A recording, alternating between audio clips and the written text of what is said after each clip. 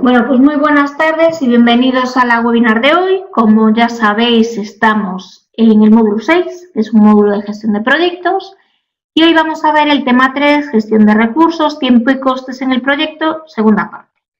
A mí este es uno de los temas quizá que más me gusta de este módulo y bueno, a ver qué os parece a vosotros. Como os decía, tengo correos por contestar, no me he olvidado de vosotros, tenía muchísimos correos y he revisado las prácticas, pero me falta, que me habéis enviado, pero me falta, bueno, pues daros respuesta al correo. Entonces, entre hoy por la noche y mañana por la noche, terminaré de enviar todos los correos que tengo pendientes. Vale. Os pido también disculpas por empezar un poquito tarde, porque la plataforma me ha dado problemas, me metía como participante y no como anfitrión, con lo cual no podía cargar documentación ni tampoco os podía hablar. Te falta puntuar participación en el foro del módulo 5 también, sí. Lo que pasa, os cuento, el módulo 5 podíais entregar prácticas hasta el domingo y desde el domingo, bueno, yo siempre la participación en foros es lo último que puntúo porque, bueno, durante el tiempo que dura el módulo y el periodo extra que os da, yo cuento las participaciones. Entonces, hasta que se cierra la participación en el módulo, yo no la califico. Y se ha cerrado el domingo, entonces a lo largo de esta semana pondré las calificaciones en los foros. Las prácticas ya están todas corregidas, pero me faltan los foros de los temas 1 y 2 y el foro técnico, que también lo califico yo. Entonces, antes del domingo, que es el periodo que tenemos disponible para presentar las notas, las pondré. Las voy a poner antes del viernes y si alguno tiene alguna duda en cómo se le ha calificado o no está de acuerdo con su nota, solo os tenéis que poner en contacto conmigo y lo aclaramos. Vale, bueno, pues empezamos. Este tema va de limitación de recursos y de qué hacemos cuando tenemos recursos o tiempo limitado, cuando tenemos que acortar un proyecto, qué herramientas podemos utilizar. El PMI establece una serie de herramientas que están muy bien y que veremos, no lo veremos bajo el enfoque PMI, lo veremos bajo otro enfoque, pero es exactamente la misma. Y son herramientas de sentido común. Pero lo interesante de este módulo es que vamos a ver ejercicios prácticos de cómo se hacen realmente las cosas. Evidentemente son ejercicios sencillos con recursos limitados. Un proyecto con muchísimos recursos, esto se complica y es mejor hacerlo con un software, ¿vale? Pero bueno, es interesante que vosotros veáis con un ejemplo sencillo cómo se pueden hacer estos ejercicios. Fijaros que ahí tenemos tipos de limitaciones de recursos. Tenemos personas, equipo y material. Esos son los tipos de recursos que yo voy a tener en un proyecto. Personas es quizá el recurso más evidente. No las personas en sí, sino las habilidades que tienen estas personas y el trabajo que desarrolla. Eso es lo que me importa. Por ejemplo, nosotros tenemos un ingeniero en los proyectos que estoy desarrollando yo ahora, que son de plantas de biogás. Tenemos ingenieros mecánicos, ingenieros eléctricos, ingenieros de caminos, como soy yo. Tenemos una parte que se dedica a negociar con el cliente, también, ¿vale? Personas. ¿Qué ocurre? Que a veces estos recursos de personas son limitados. ¿Por qué? Porque hay proyectos que son prioritarios en la organización que requieren de los recursos que yo tenía asignados.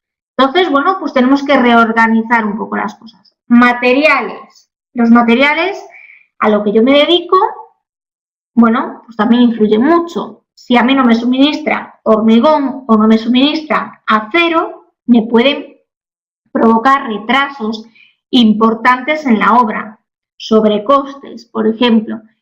Aquí, con el tema de los materiales, yo siempre estoy negra en los meses de agosto, porque los meses de agosto son meses que en obras son difíciles porque nos suministran ¿vale? A lo mejor necesitamos algún equipo electromecánico. Los meses de agosto pues son como inhábiles.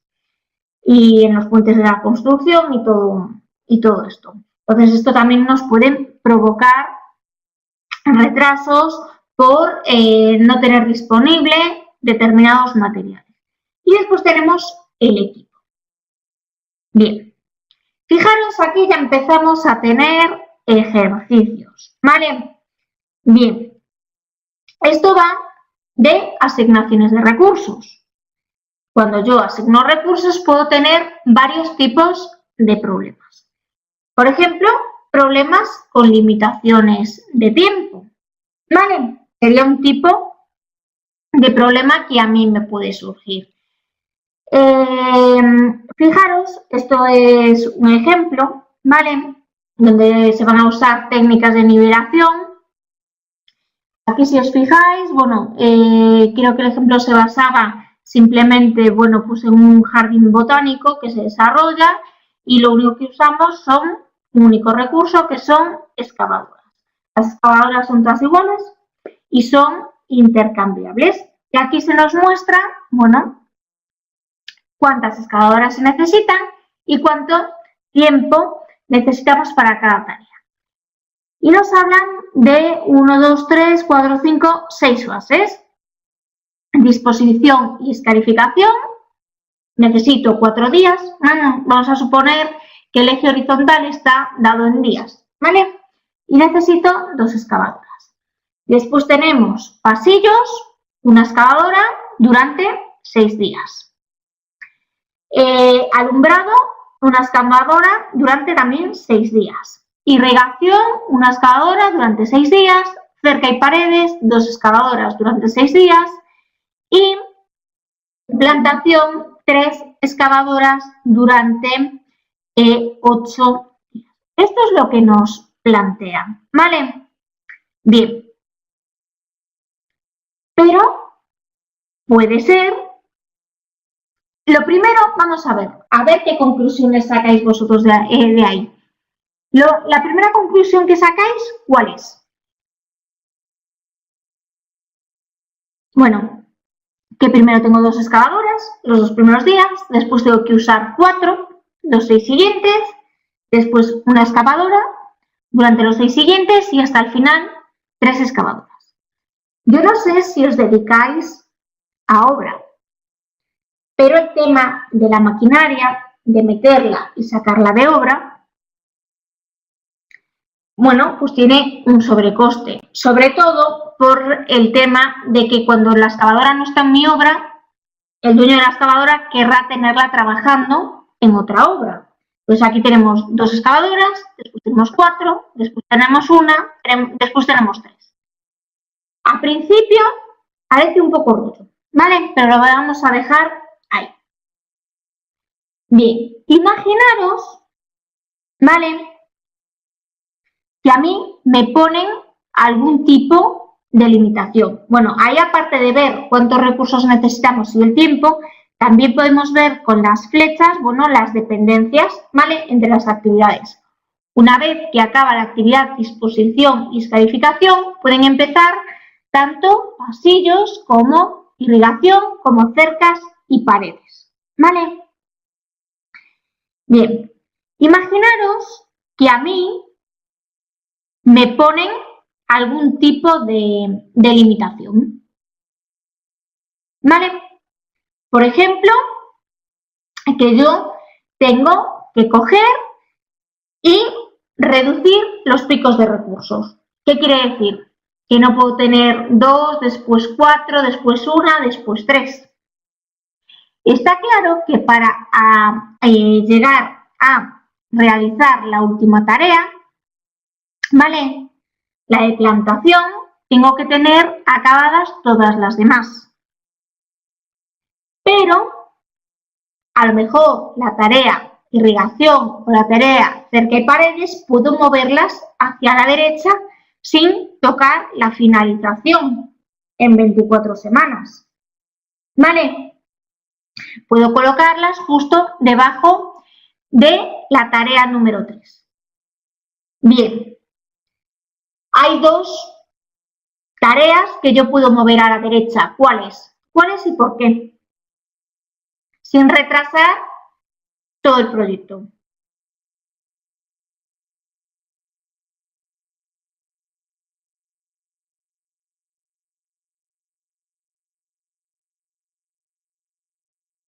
Vale, irrigación, me dicen, y cerca y paredes.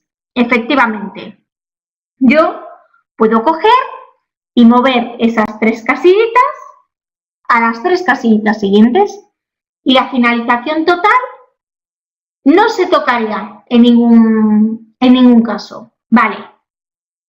¿Y qué debo hacer? Mover irrigación hacia la derecha o cerca y paredes hacia la derecha. Evidentemente podemos moverla porque, como dice Pedro, no son ruta crítica, ¿vale? No nos afectan a la finalización.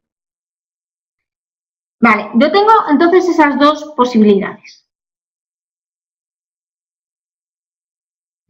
Mover irrigación 3 puestos a la derecha o cerca 3 puestos a la derecha.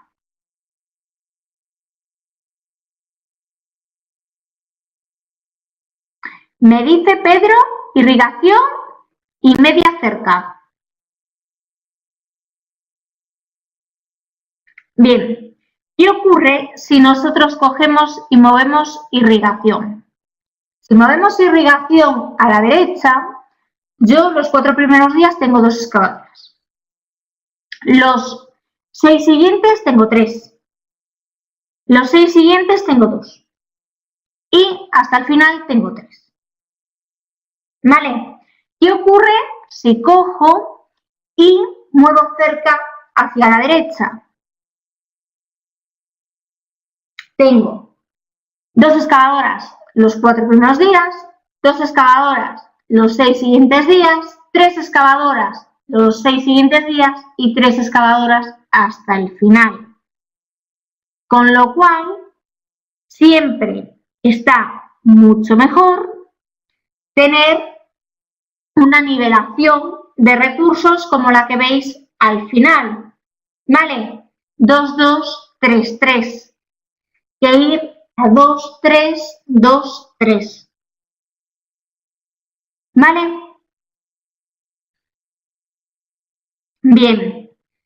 Bueno, Pedro, por ejemplo, dice, podemos hacer la excavación en el doble de tiempo. También podríamos coger y creo que se refiere Pedro a coger cerca y paredes, Pedro puede ser, y en vez de ponerle con 2 excavadoras 6 días, ponerle 12 con una excavadora. Vale, pero ¿qué ocurre con eso si no movemos irrigación? Que tenemos 2, 3, 2, 3. Vale. Él nos propone mover irrigación, entonces tenemos 2, 2, 3, 3. También sería posible hacerlo así. ¿Vale? Pero en este caso no haría falta. Con mover irrigación a la derecha no tendríamos que tocar nada más. Si por algún motivo queremos coger y alargar cerca y hacerlo en vez de 6 días, 12 con una excavadora, también sería posible. Bien. ¿Habéis entendido un poco lo que hemos hecho aquí? Aquí hemos alcanzado una serie de objetivos. Se redujo la demanda pico, porque nosotros teníamos una demanda pico del día 4 al 10, con 4 excavadoras. Si nos dicen que como mucho vamos a tener 3, tenemos que arreglarlo de alguna manera, ¿vale?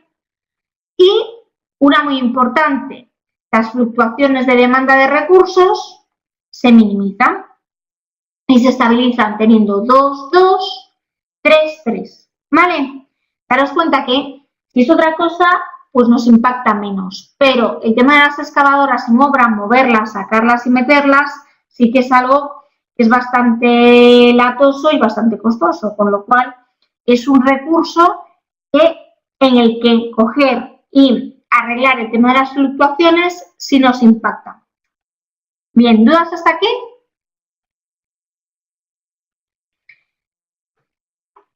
¿Dudas? Vale.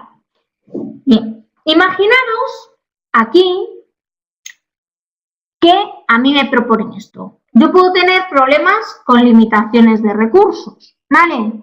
Fijaros, esto es un proyecto en el que se utilizan, por ejemplo, programadores, ¿vale? Y para la tarea número 1 necesito 2 programadores, para la tarea 2, 2, para la tarea 3, otros 2 y así sucesivamente. De manera que, atendiendo al diagrama que aparece ahí en pantalla, de las semanas 0 a la 2 tendría 2 programadores trabajando, de las semanas 2 a 4, 5, de la 4 a la 8, 4 programadores y después hasta el final solo un único programador. ¿Qué ocurre? Cuando el número de personas o el equipo no son los adecuados para satisfacer las demandas pico, nosotros lo que tenemos es un problema con limitación de recursos y hay que hacer algo.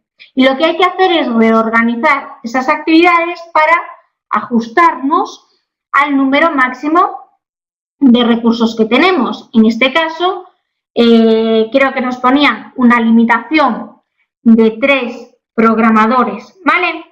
Nos proponen este ejercicio y nos dicen que hay una limitación de 3 programadores como mucho, con lo cual ya no estamos cumpliendo a partir de la semana 2. ¿Cómo podemos arreglarlo? Bien, podemos arreglarlo, bueno, pues, por ejemplo, la actividad 2 podemos moverla, ¿vale?, hacia la derecha. Si la movemos hacia la derecha, lo vemos mejor aquí. Si la movemos hacia la derecha, ¿qué ocurre? Que de las semanas 2 en adelante mantenemos el tema de tener como mucho 3 programadores. ¿Vale? ¿En qué se basa esto? Se basa en reajustar. Imaginaos, por ejemplo, que yo inicialmente he hablado con el Departamento de Recursos Humanos, me dicen, sí, Liliana, tú no te preocupes, para tu proyecto vas a tener un máximo, bueno, vas a tener 5 programadores. Y después surge un proyecto que es prioritario para la organización, me dicen, bueno, Liliana, tú tenías 5, pero ahora vas a tener 3. Yo tenía un cronograma con unos tiempos y unos recursos asignados. Ese cronograma tengo que cambiarlo porque tengo problemas de limitación de recursos. ¿Qué ocurre aquí? Fijaros. Volvemos atrás. La actividad 2 la muevo hacia la derecha. ¿Y qué más cambios podemos hacer? Es una pena que no veamos el inicial con el final al lado, ¿vale? También trastocamos la actividad 5 y la actividad 7, como depende de la finalización de las otras 2, al mover la actividad 2, ¿qué ocurre? Que la actividad 7, en vez de empezar en la semana 10, que era donde empezaba, empieza en la semana 12. Con lo cual, con 3 programadores, el tiempo de este proyecto, el tiempo, podemos llamar proyecto, le podemos llamar lo que queráis, este tiempo se dilata. Pasamos de 12 semanas, quiero recordar que teníamos inicialmente, ¿vale?, a una finalización en 14 semanas. Pero es una manera de solventar esta limitación. Estas son cosas que sí que ocurren en la vida real y que hay que darle solución de alguna manera. Programar, esto es programar recursos, ¿vale?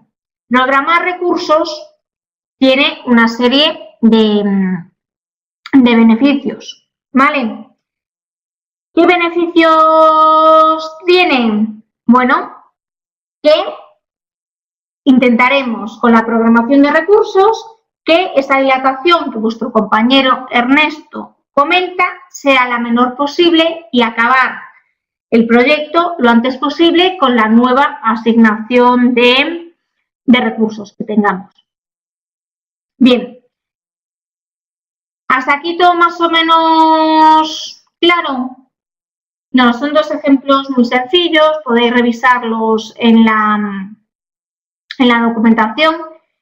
Bien, ¿cuáles creéis que son las razones para reducir la duración de los proyectos? ¿Cuál es la primera razón que se os puede ocurrir? ¿Por qué reducís vosotros la duración de vuestros proyectos? Aquí estamos hablando de limitación de recursos o que yo tengo que acortar el plazo por algo. Dice Isabel, maximizar recursos, costes indirectos menores, reducir costes indirectos, por el presupuesto, por el tiempo. Bueno, dice Isabel una cosa que a mí me parece fundamental y sobre todo en los tiempos que corren. Muchas veces nosotros competimos en el tiempo. Quien lanza un producto antes al mercado es normalmente el claro vencedor, porque mientras que la competencia no lo lanza, el único producto de esa especie que hay en el mercado es el tuyo y estás comiendo cuota de mercado, ¿no? Entonces, en la actualidad, un punto muy importante es ese, es el tiempo, como comentaba Isabel. Mucha competencia, no gana quizá el que lo hace mejor, sino el que lo hace más rápido. Bien.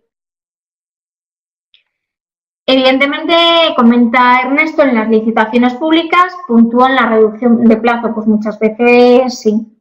¿Vale? Es una de las mejoras que se propone. Bien, más cosas por las que nosotros reducimos el plazo de un proyecto. Oye, puede ser que yo esté en una obra y que haya tenido pues un clima malísimo y yo llevo un retraso grande y necesite reducir ese tiempo. A mí me ha pasado en el mes de mayo en Gales de tener nevadas que nos llegaban, vamos, no a la cintura, pero casi. Y en esas condiciones, pues no podemos hormigonar una cimentación de un aerogenerador. ¿Qué ocurre? Que nos nievan 4, 5, 6 días seguidos, eso provoca un retraso que después tenemos que coger y absorberlo de alguna manera. A trabajar los fines de semana, dice Ernesto, pues sí. Bien, después están los famosos contratos con incentivos, ¿vale? Hoy, justo antes de esta clase, estaba dando una clase de gestión de proyectos según la metodología PMI, ¿vale? Del máster que tiene ADIC en gestión de proyectos. Y estábamos hablando de la gestión de las adquisiciones, que son las compras. Y hablábamos de los contratos y de los contratos con incentivos. Entonces, puede ser que exista un incentivo que me diga, pues por cada mes, Liliana, que tú termines por adelantado, le damos a tu empresa 10.000 euros más. Puede ser uno de los motivos. Pueden ser, como nos ocurre también a nosotros, las famosas fechas especificadas. Si yo trabajo para la administración y el alcalde de turno ha dicho en una rueda de prensa que el polideportivo se inaugura el día 10, pues esté planificado o no, el polideportivo se inaugura el día 10. Entonces puede ser uno de los motivos también por los que ocurra esto. Comentabais otros gastos generales, ¿vale? También es otro de los motivos. Bien, fijaros la diapositiva que aparece aquí, ¿vale? Son alternativas de aceleración en casos en los que no hay limitación de recursos. Pedro me dice, en determinados negocios terminar antes significa comenzar a ingresar antes.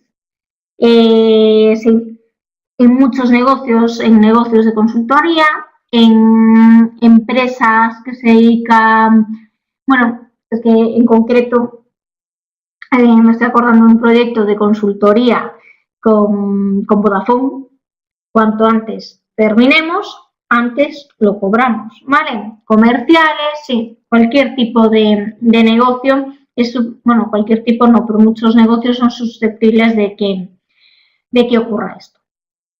Bien, si yo no tengo limitación de recursos, ¿qué puedo hacer para acelerar la finalización de un proyecto? Bueno, lo primero que se me ocurre es agregar más recursos. Es quizá la manera más evidente que yo asigno personal extra para que realice actividades, pues evidentemente voy a terminar antes. Pero yo tengo una pregunta para vosotros. Si yo tengo para una determinada actividad, la que sea de mi proyecto, un equipo de 4 trabajadores y yo meto otros 4, ¿el tiempo que yo tenía asignado se reduce a la mitad?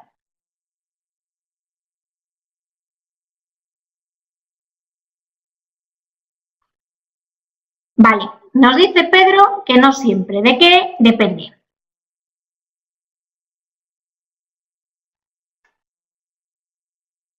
Pero ya no penséis en modo obra, en tajos distintos. No penséis en modo obra. Dice Isabel que se reduce, si no se reduce malo, casi echamos esos 4 y metemos otros 4. Vale, algo se tiene que reducir, pero no sabe si exactamente a la mitad. Bien, imaginaros que esos 4 trabajadores vienen de otro proyecto que no tienen nada que ver con el que estamos desarrollando y esos 4 trabajadores van a necesitar aclimatarse al proyecto, saber de qué van, ¿vale? Entonces, bueno, los esfuerzos al inicio, cuando se vayan metiendo en materia, no van a trabajar a la misma velocidad que los 4 trabajadores que ya estaban inmersos en esa tarea. Entonces, no se reduce exactamente a la mitad. Y después hay otra cosa. No es lo mismo gestionar a 4 trabajadores que gestionar a 8. Yo, por ejemplo, como directora de proyecto, el trabajo que conlleva gestionar para una tarea a 4 personas no es el mismo que a 8. ¿Vale? Trabajadores adicionales aumentan las necesidades de comunicación. Y aquí me gustaría meter un inciso y hablar de una cosa que se habla en el tema de gestión de comunicaciones del PMBOK, que son los famosos canales de comunicación. ¿Sabéis cómo se calculan los canales de comunicación que yo tengo en un grupo de trabajo? ¿Alguien lo sabe? Bueno, es una fórmula muy sencilla, os la escribo, que dice número de canales de comunicación igual a n por n menos 1 y todo eso dividido entre 2. Vale, ¿qué quiere decir? Que si somos 2 trabajadores, n es el número de trabajadores, ¿vale? Si somos 2 trabajadores, el número de canales de comunicación, está claro que si estamos Isabel y yo solas, el canal de comunicación es 1, ¿vale? Es 2 por 1 entre 2, un canal de comunicación. Si son 4 trabajadores, ¿qué ocurre? Serán 4 por 3 entre 2, 6 canales de comunicación. Si yo tengo 6 trabajadores, será 6 por 5 entre 2, 15 canales de comunicación.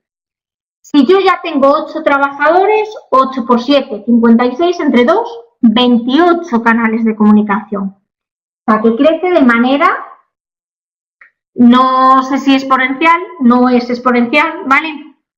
Pero crece mucho más que lineal. Con lo cual, duplicar un equipo de trabajo requiere a lo mejor 6 veces más trabajo de intercomunicación del que tenía antes, ¿vale? Daros cuenta que pasar de 4 a 8 trabajadores solo en gestión de comunicaciones, en la parte de cuántos canales de comunicación tengo que gestionar, es pasar de 6 canales a 28 canales de comunicación, ¿vale? Ojo, ¿cuál es la clave aquí? Si el personal que yo voy a agregar es un personal que no tiene nada que ver con el proyecto, es nuevo y no está familiarizado con proyectos de este tipo, yo tengo que agregarlos a mi proyecto lo antes posible, ¿vale?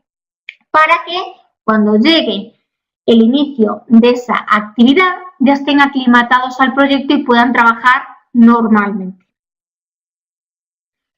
Bien, ¿dudas hasta aquí?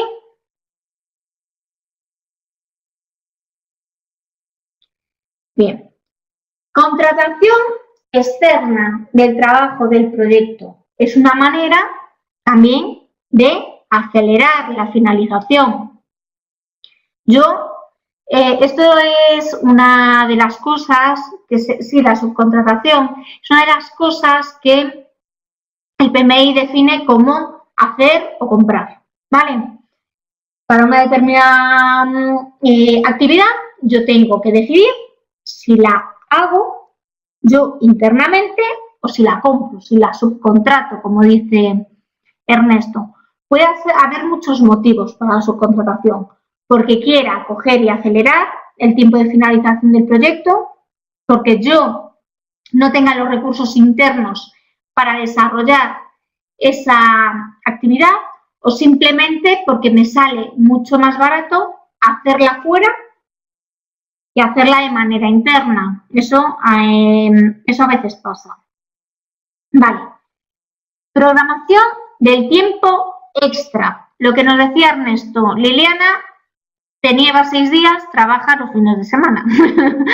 Bueno, pues eso es una programación del tiempo extra.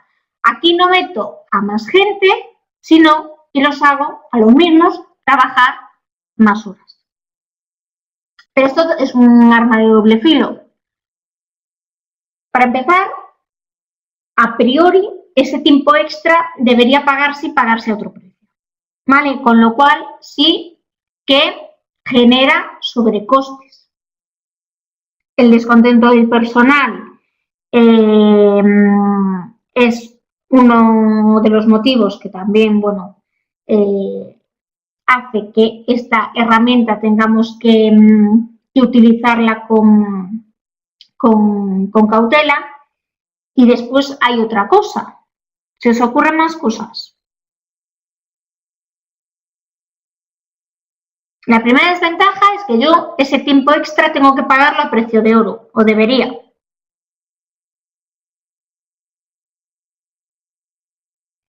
Existe un número limitado por ley de horas extras al año. Yo creo que en el convenio de ingeniería, si mal no creo recordar, son 100 horas por año. Y después hay otra cosa, que es la siguiente. Y es que en obra creo que son 80, pues ahora no lo sé. Yo creo que en el convenio de ingeniería son 100. Después hay otra cosa, que es que vosotros pensáis que porque yo trabaje 4 horas al día más en vez de 8, trabaje 12, el tiempo se reduce de manera proporcional al tiempo extra que yo estoy trabajando. Evidentemente, como dice Ernesto, no. Yo de la hora 1 a la 8 rendiré de una manera, pero es posible que de la 8 a la 12 no vaya igual de rápido. Por el cansancio, por lo que decía antes vuestro compañero de que estoy un poco harta y estoy allí metida y preferiría estar en mi casa y tengo que estar allí para terminar. Entonces, bueno, son cosas que sí que afectan y evidentemente, bueno, hacen que no rindas igual de la hora 1 a la 8 que de la 8 a la 12. Realmente no rindes igual de la 1 a la 4 que de la 4 a la 8. ¿Vale? Bien, lo que pasa es que, bueno, aquí en España tenemos una política de trabajo muy diferente a lo que tienen otras ciudades europeas, donde y el lunes que el viernes, efectivamente, como dice Pedro. Bueno, eso depende de si has trabajado el fin de semana o no. Vale, pero en otras ciudades europeas, bueno, pues llega a las 6 de la tarde y no es que te quieras quedar tú otro ratito, es que te echan para tu casa. Yo tengo unos amigos que trabajan en una multinacional y, bueno, tienen un cliente en Alemania.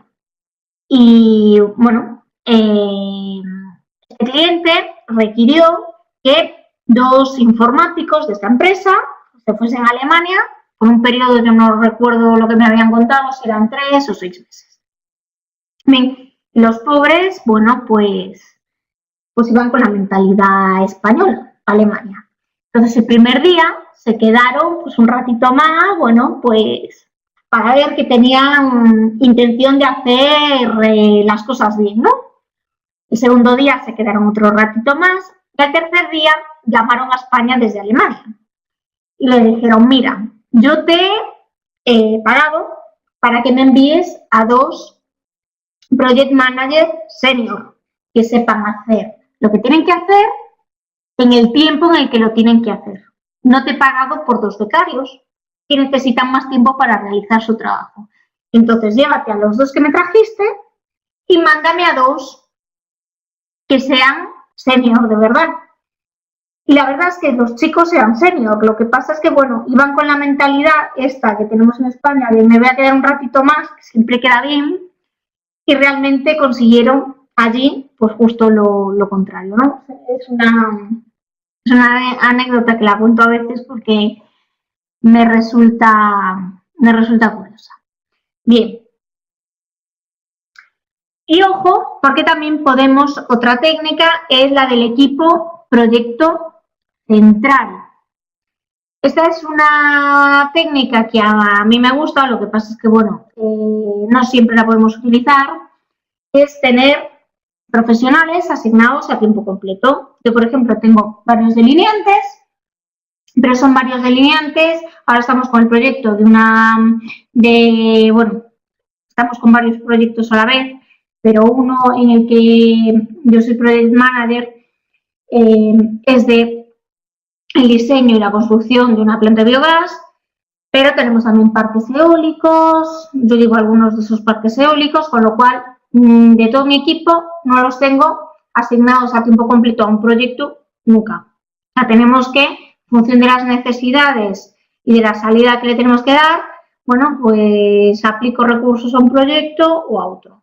Si yo tengo gente dedicada a tiempo completo a ese proyecto, pues es una manera de acelerar siempre la terminación. Después pone 2 veces rápido y bien.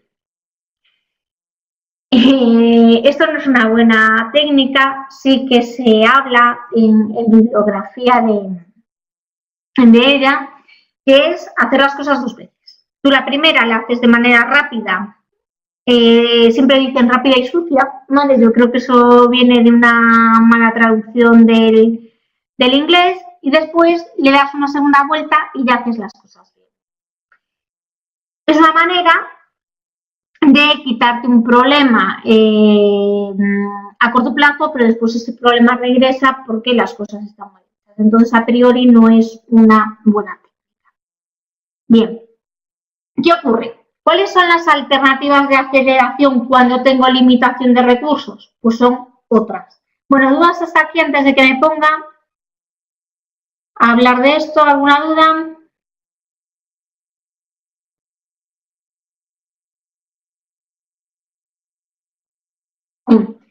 Una de ellas es la aceleración. Yo puedo coger y determinar cuáles son las actividades críticas y si yo me paro a analizar cuál es la estructura que tengo, es posible que algunas de esas actividades, en vez de realizarlas de manera secuencial, pueda hacer algunas de ellas al mismo tiempo, en forma paralela, y no tener que ir a relaciones tipo terminar, empezar, sino a relaciones tipo empezar, empezar. ¿Vale?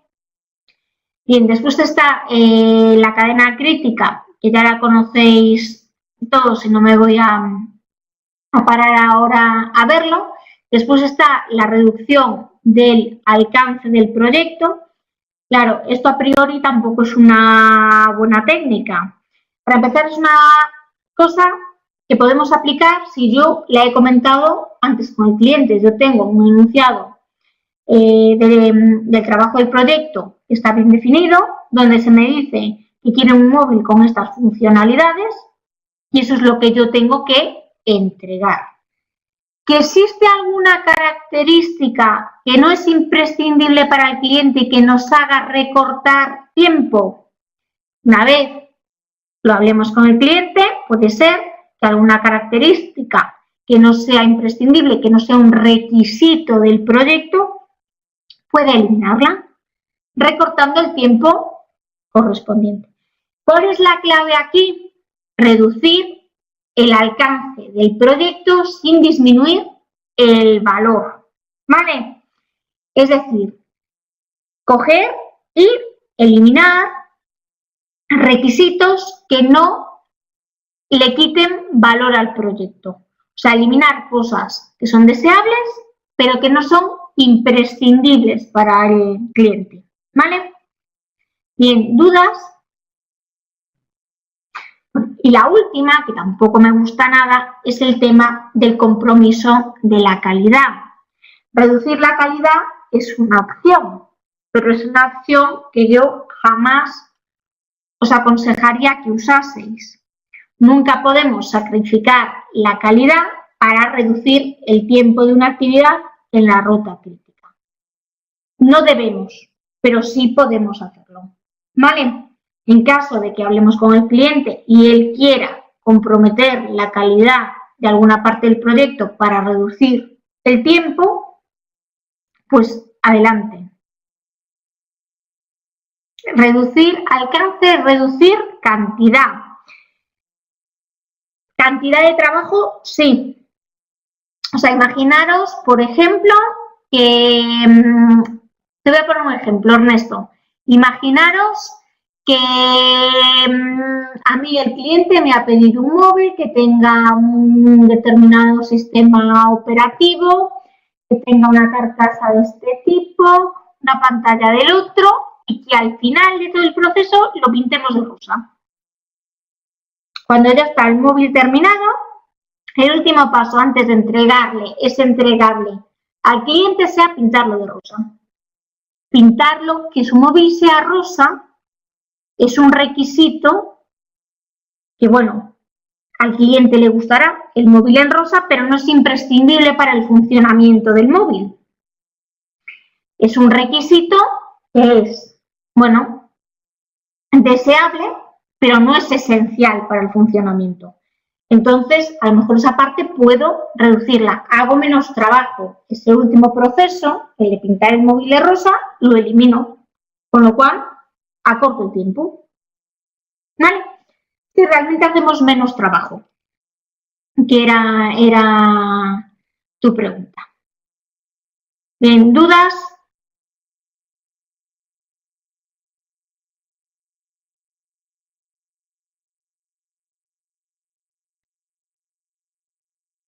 Bien, aquí vemos cosas. Esto es una gráfica coste-duración del proyecto, ¿vale? Vemos costes directos, vemos costes indirectos.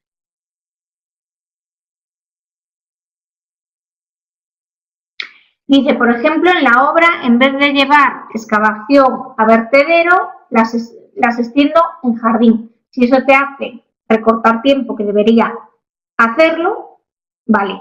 Pero ojo, porque ahí ya tiene requisitos medioambientales y a lo mejor no puedes extender por jardín y has acordado con el ayuntamiento correspondiente que eso tiene que ir a vertedero autorizado.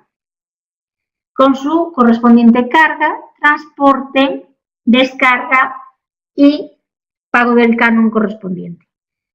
Si no es así, sí podrías hacerlo, ¿vale? Bien.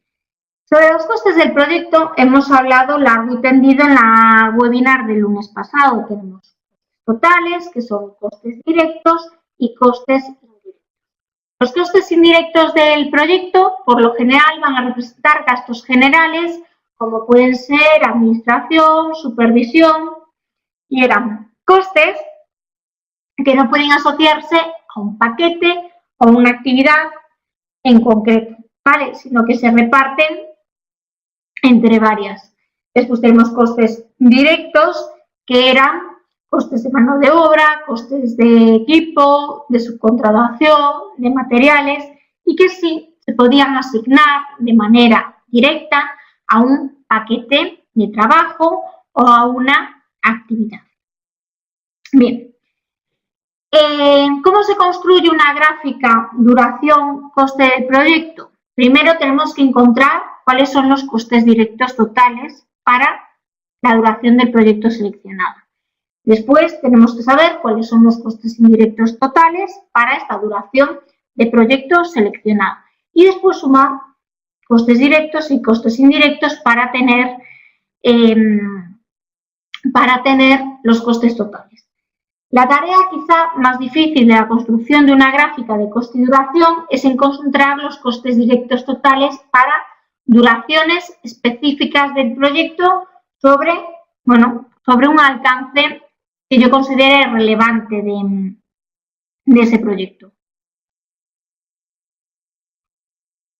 Vale, ¿qué tenemos aquí?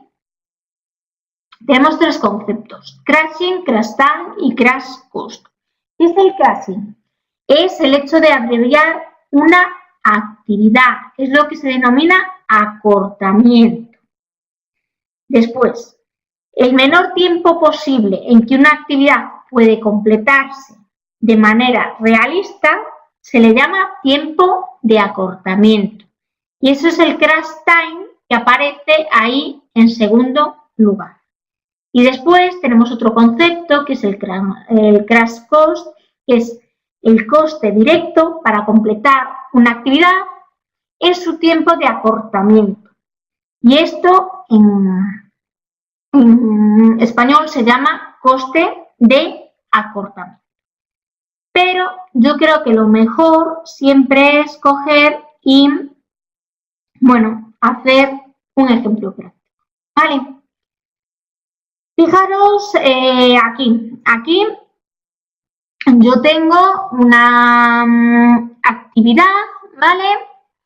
Que haciéndola normalmente me lleva 10 unidades de tiempo y tiene un coste normal de $400. El tiempo de acortamiento de esta actividad es de 5 unidades. Y si la recorto en 5 unidades, esta actividad, fijaros en la gráfica, pasa a costar $800. ¿Vale? Entonces, esta actividad, si me lleva 10 unidades de tiempo, 10 semanas, me costaría $400. Si me lleva la mitad, 5, me costaría $800. Lo primero que tengo que sacar es la pendiente del coste por unidad de tiempo. Y eso se hace dividiendo el aumento entre la corrida. ¿Qué es el aumento? Es el coste de acortamiento menos el coste normal. En este caso sería 800 menos 400. ¿Y qué es la corrida? Es el tiempo normal menos el crash time, que es el tiempo de acortamiento. Y esto sería 10 menos 5, con lo cual me quedan 400 entre 5, son $80 por unidad de tiempo. Y eso sería la famosa pendiente de coste. ¿Para qué queremos todo esto? Vamos a ver un ejemplo. Y creo que lo tengo aquí. Vale. Bien. ¿Qué tenemos aquí? Tenemos una serie de actividades y para cada actividad tenemos tiempos normales y tiempos de acortamiento. Tenemos costes para la actividad si se realiza de manera normal y también tenemos cuánto nos cuesta acortarla por cada unidad que la recortemos. Bien, si nos fijamos, el tiempo total, bueno, sería la suma del tiempo de todas las actividades y el coste total, tendríamos que sumar el coste normal de todas las actividades y me da 450 dólares, ¿vale? Ese sería el tiempo normal. Pero a mí me proponen una serie de acortamientos. Me dicen que la actividad A, que tiene una duración de 3, se puede recortar 2 unidades de tiempo por un coste de 70 dólares. Lo mismo con el resto de actividades, por ejemplo, la actividad B se puede recortar 7 unidades de tiempo por un coste de 150.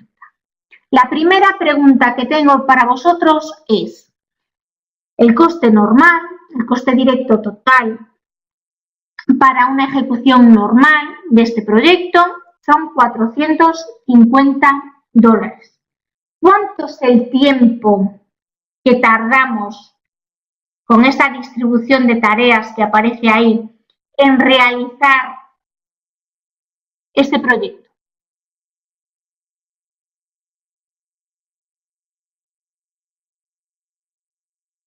¿Cuál es el tiempo?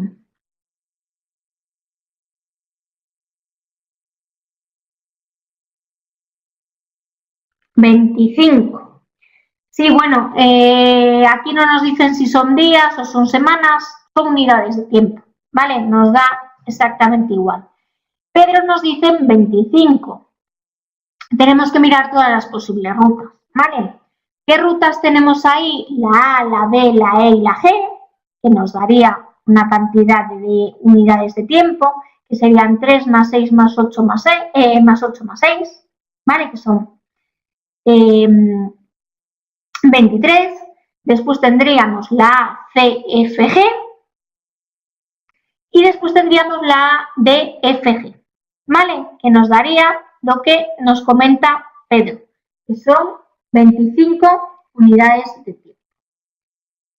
Yo quiero recortar actividades, ¿vale? Entonces me centraré en esa ruta, la A, D, F, G.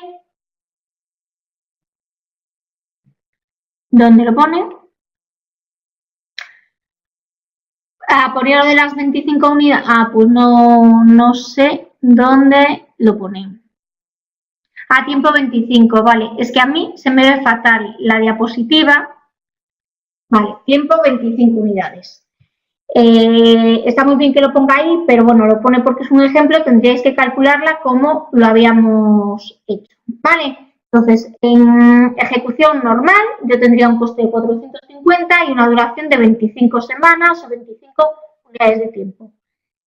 Fijaros, yo en la ruta ADFG, yo puedo acortar la A por un coste de 70, la D por 150, la F por 70 y la G por 70. Entonces puedo empezar recortando, por ejemplo, la actividad A. Si yo lo recorto en 2 unidades, ¿vale? Pues tendré el coste asociado a esa unidad. ¿Realmente cuánto me incrementa a mí por cada una? Si lo recorto en una, tendré un incremento de 20 dólares, ¿vale? Pasaré de 50 a 70. Y ya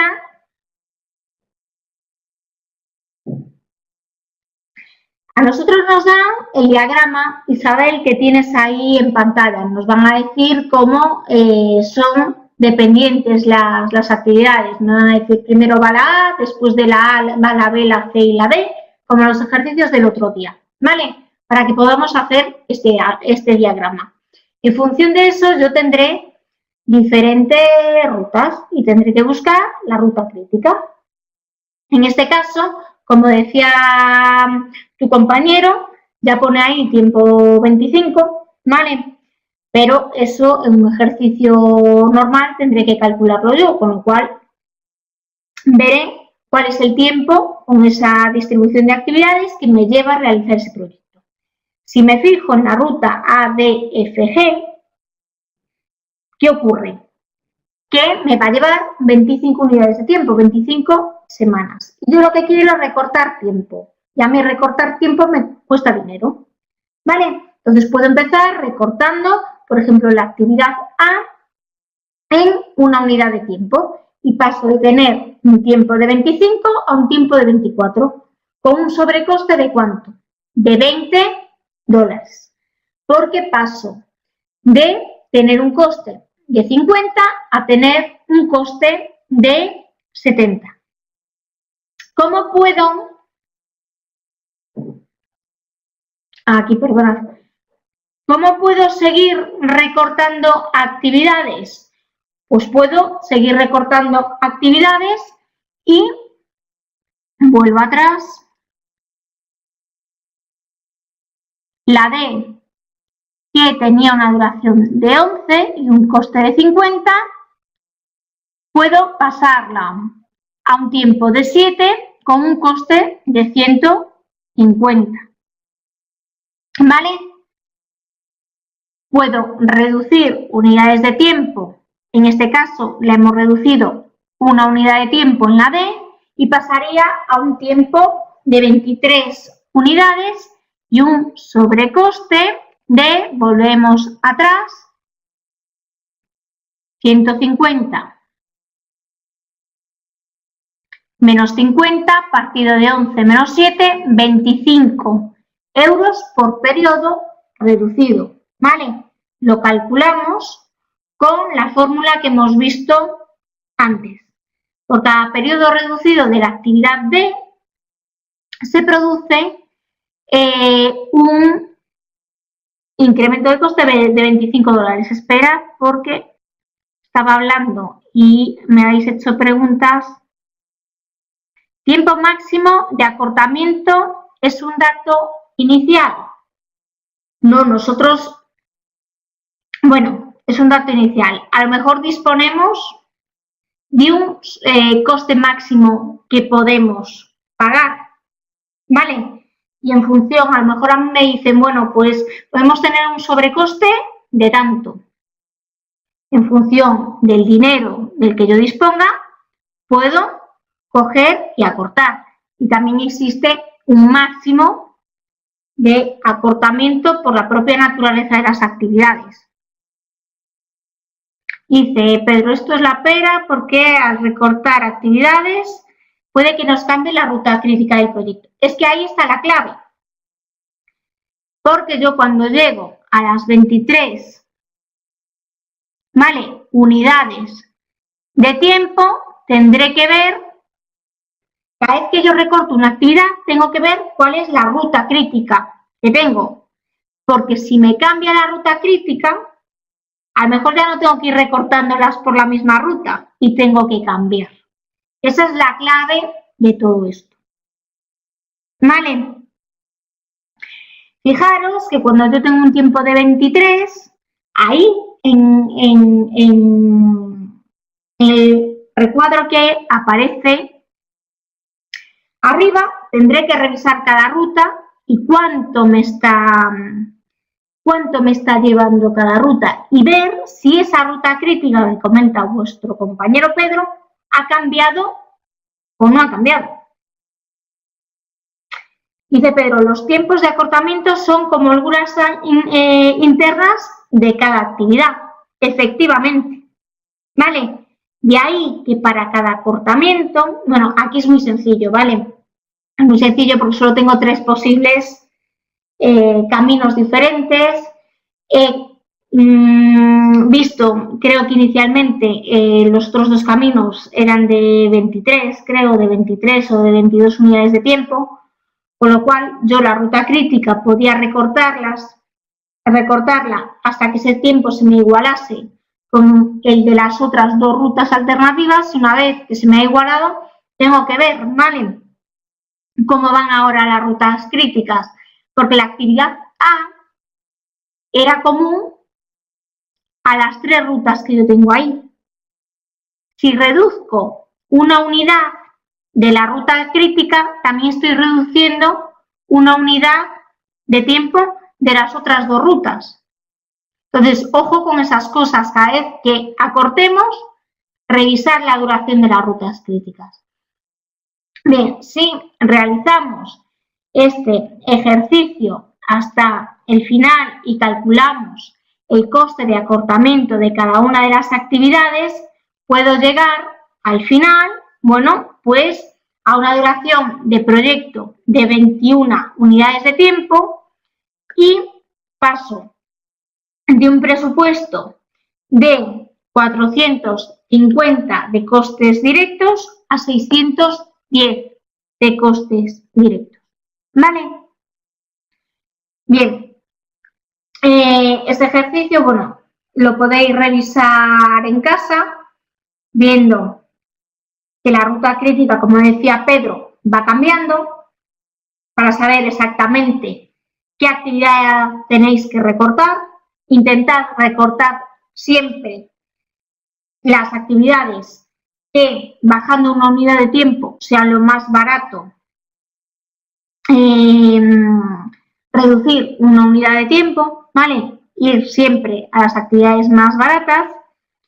Si llega un momento donde todas las rutas son críticas, sí, porque este ejercicio lo he hecho yo con boli y papel cuando lo planteé para la clase. Y nada, chequeadlo para ver que al final llegáis a que la duración, como mucho, del proyecto se puede reducir a 21 unidades, ¿vale? ¿Tienen dudas hasta aquí? ¿Alguna duda?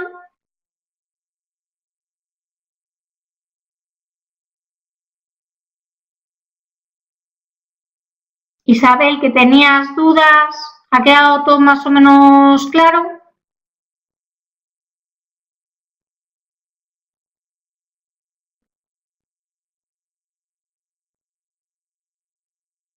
Bueno, era lo que le comentaba un poco a tu compañero Ernesto.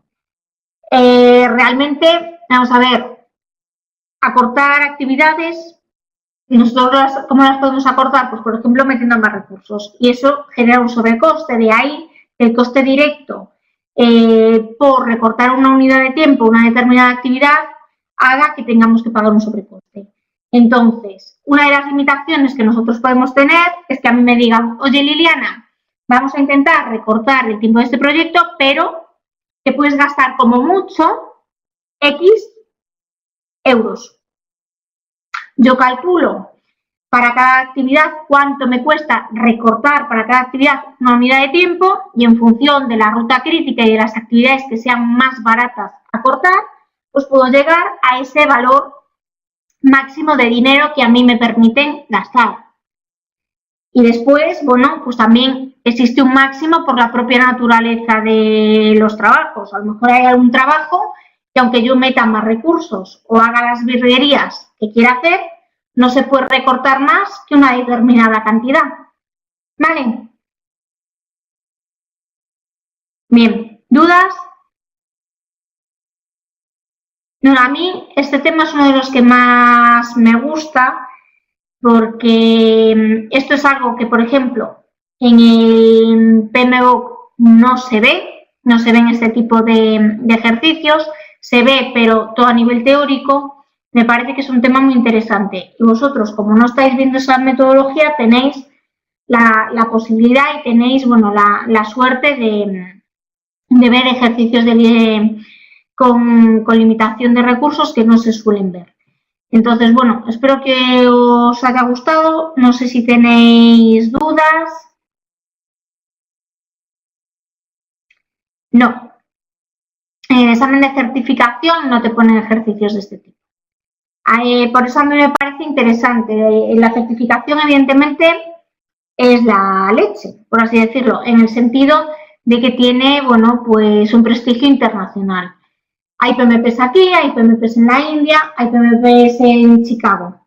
Entonces, es un certificado que te acredita como gestor de proyectos a nivel internacional. Ya que todos trabajamos fuera a nivel internacional, pues tiene su importancia. Pero el libro, el PMU, estos ejercicios no los trae.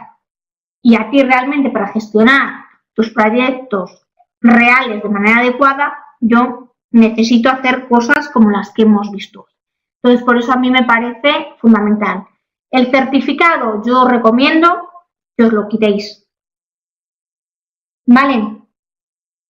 Os comento, el certificado cambia. Sí, lo comenté, ahora te contesto. Isabel, un segundito. El certificado cambia porque pasamos de la 5ª edición a la 6ª. Cambia en el mes de marzo. No os daría tiempo ahora a ponernos a estudiar y a sacarlo antes del 25, creo que es de marzo. O sea, ya os digo yo doy clases para sacar el certificado y os digo yo que si no habéis visto nada, no da tiempo. Bueno, a lo mejor el que tenga disponibilidad 24 horas le da tiempo, pero trabajando no da tiempo. Porque hay que tener los conceptos muy claros y hay que saber relacionar todos los temas que tiene el PMBOK. No es estudiar gestión de interesados y me van a caer preguntas solo de gestión de interesados. No, hay que tener como una visión global. La gestión de proyectos y hasta que se estudia todo y se le da una segunda vuelta, no se tiene esa visión global. Entonces yo os recomiendo que os preparéis para después de marzo con la 6ª edición. Vale, que esté interesado y tenga alguna duda en todo esto, que me escriba. Sí, comentaba Isabel al inicio de la clase que he tenido muchísimos correos y que no he podido responderlos todos. Yo tu caso práctico lo he revisado, ahora no recuerdo porque he tomado notas, he recibido muchos, entonces solo me falta coger, ver las notas que he tomado y si está bien, nada, decirte Isabel, entrégalo. Pero, como os digo, he tenido muchísimos correos, muchos, porque no sois solo vosotros, sois muchos grupos, y entre hoy por la noche y mañana por la noche los contesto todos, los que me quedan pendientes. ¿Vale? No se me ha traspapelado, lo he visto. Bien, próxima webinar. Intentaré ponerla el martes que viene a la misma hora. A la misma hora o 15 minutillos más tarde. ¿Vale? Lo comentaré con la escuela y a ver si les encaja con el resto de webinars, pero en principio esa es la idea.